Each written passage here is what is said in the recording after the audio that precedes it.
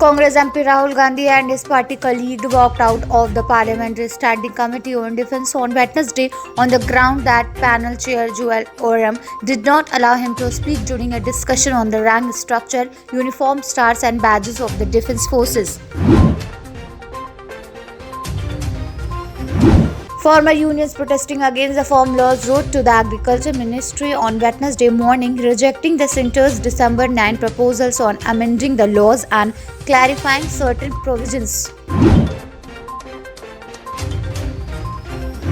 Prime Minister Narendra Modi will be the chief guest at celebrations marking 100 years of Aligarh Muslim University, one of the country's oldest universities, on December 22.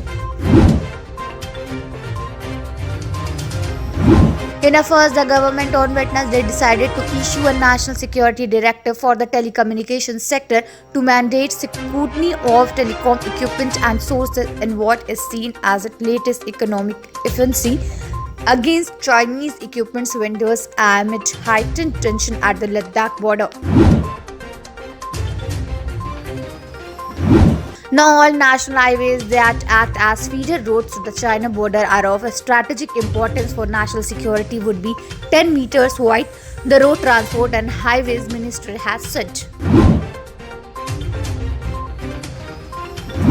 A quarter century after asserting in the Sarla Mudgal's case that the country could brook no delay in enacting a uniform civil code, the Supreme Court on Wednesday warily entertained two PILs seeking uniform divorce laws and uniformity in grant of maintenance and alimony to women and sought the centre's response.